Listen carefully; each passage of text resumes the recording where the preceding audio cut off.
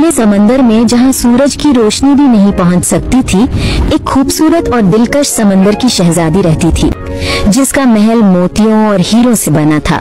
उसका नाम सिल्वरा था।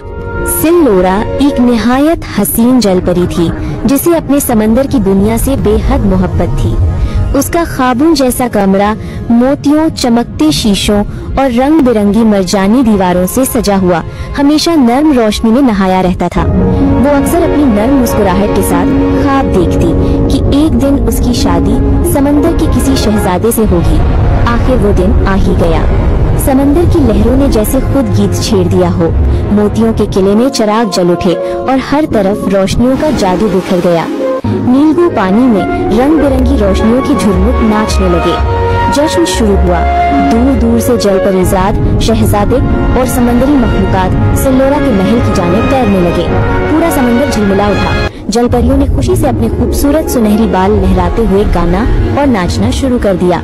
उनके गिर्द छोटी छोटी चमकती मछलियाँ रक्स करती फिरती थीं और समंदर का पानी खुद एक धुन सा गुनगुना रहा था। बेटी, आज तुम्हारी शादी के लिए समंदर के सारे शहजादे आएंगे। देखता हूँ सलोरा से मेरे अलावा कौन शादी करेगा। सलोरा सिर्फ मुझसे शादी करेगी। ये शादी नहीं होगी, बदतमीज मेंढक, मैं तुमसे नफरत करती हूँ। ये ठीक है, तुम्हारी सजा है कि मैं तुम्हें मछली बना दूं और इंसानों की दुनिया में फेंक दूं।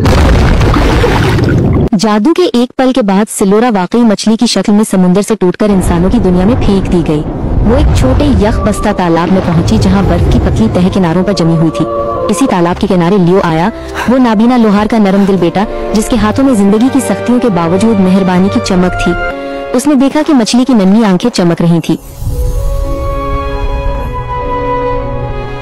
मेरी मदद करो प्लीज, मैं जादुई मछली हूँ और जादू जानती हूँ। मैं तुम्हारी 3 ख्वाहिशात को पूरा कर सकी हूँ। 3 ख्वाहिशात? क्या तुम वाकई जादुई हो? हाँ। जादू की मछली। मैं हवा में उड़ते हुए अपने घर पहुंचना चाहता हूँ। लियो जान चुका था कि मछली वाकई जादू की मछली है। जब वो उड़ते हुए अपने घर पहुंचा, तो उसने देखा कि एक खूबसूरत लड़की उसके सामने खड़ी है। उस लड़की ने मुस्कुराते हुए कहा, मेरा नाम सलोरा है और मैं समंदर की शहजादी हूँ, वही जादुई मछली। तुम्हारी 2 ख्वाहिशात अभी बाकी हैं। लियो, मेरी एक ही ख्वाहिश है शहजादी से शादी की, और उसके लिए मुझे किसी जिल परी की जरूरत नहीं। ये कहकर लियो बादशाह के महल की तरफ रवाना हुआ, जहां शहजादी मारिया का शानदार महल बर्फ और चांदनी से जगमगा रहा था। शहजादी मारिया एक जादूगरनी और लालची शहजादी थी। वो अपने महल में लोगों को बुलाती और शादी के लिए ऐसी सख्त शर्तें रखती थी जिन्हें आज तक कोई पूरा नहीं कर पाया था। बादशाह बहुत परेशान था कि आखिर वो अपनी बेटी का क्या करे। लियो महल में दाखिल हुआ और बादशाह के सामने अदब से झुककर बोला, मैं शहजादी से शादी करना चाहता हूँ और इसकी सारी शर्तें पूरी करूंगा। महल के दरबार में खामोशी छा गई। सबकी नजरें दरवाजे की तरफ उठ गईं, जहां से शहजादी मारिया आहिस्ते आहिस्ते चलती हुई दाखिल हुई। वो चांद की तरह हसीन थी, लेकिन उसकी आंखों में गुरूर की चमक थी। उसने मुस्कुराते हुए लियो की तरफ देखा और कहा, मेरी पहली शर्त है वो साज लेकर आओ जिसे सुनकर सबके होश उड़ जाएं। रात की गहरी खामोशी में बर्फ से ढके दरख्तों के दरमियान लियो आहिस्ता आहिस्ता चल रहा था। उसके कदमों के नीचे बर्फ चरचरा रही थी और ठंडी हवा में सिर्फ सांसों की भाप नजर आ रही थी।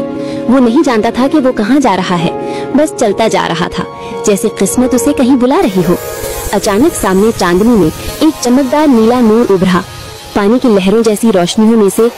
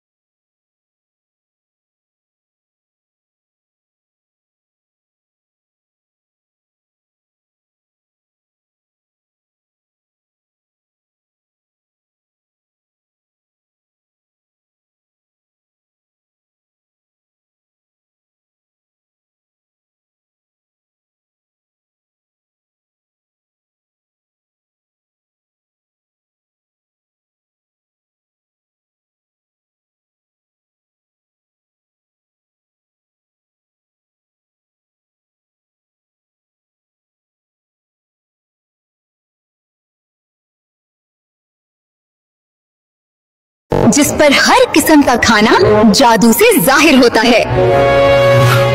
अब लियो ने अपना सफर फिर से शुरू किया। उसके दिल में बस एक ही ख्वाहिश थी, शहजादी से शादी की। वो एक सरसब्ज जंगल की तरफ जा रहा था जब उसके सामने शहजादी सिल्वरा फिर जाहिर हुई।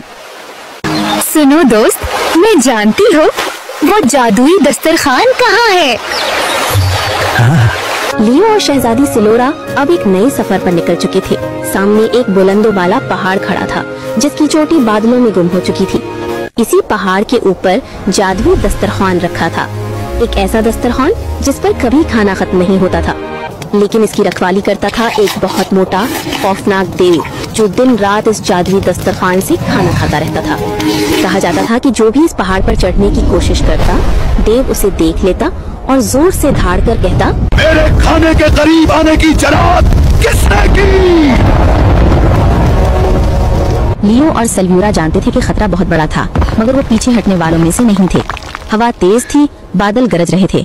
लियो ने हिम्मत से पहाड़ पर कदम रखा, एक एक पत्थर पर चढ़ता गया जबकि देव उन पर पत्थर बरसा रहा था। सिलोरा की आंखों में रोशनी थी और उसने कहा, वो दस्तरखान हमें दे दो। देखो ये आईना, खाने की लालच ने तुम्हें कैसा बना दिया है। ये मैं हूँ मोटा और बदसूरत।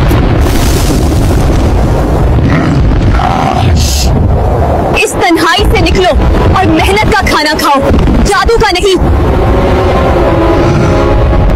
देव ने जब शहजादी की बात सुनी तो उसका गुस्सा थम गया। उसने अपनी भारी मुट्ठी खोली और वो जादुई मेजपोश नरमी से लियो के हवाले कर दिया। लियो ने अकीदत से झुककर देव का शुक्रिया अदा किया और उस जादुई मेजपोश को संभालते हुए महल की तरफ वापसी का सफर शुरू किया। जब वो महल में दाखिल हुआ और वो मेजपोश शहजादी मारिया के कदमों में रखा तो वो फौरन अनोखे खानों से सज गया। शहजादी मारिया ने हैरत से वो जादुई दस्तरखान देखा जो अपनी रोशनी से पूरे हॉल को रोशन कर रहा था। फिर वो मुस्कुराई और बोली, लियो, तुम्हें मुझसे शादी के लिए मेरी मरी हुई माँ की इजाजत लेना होगी। अब की बार ये जिंदा वापस नहीं आएगा और मेरी जान हमेशा के लिए उससे छूट जाएगी। शहजादी ने चुपके से दिल में सोचा। दूसरी तरफ जब लियो ने अपना नया और खतरनाक सफर शुरू किया, कुछ फासले पर एक चट्टान के पीछे जल परी सिलोरा बैठी रो रही थी।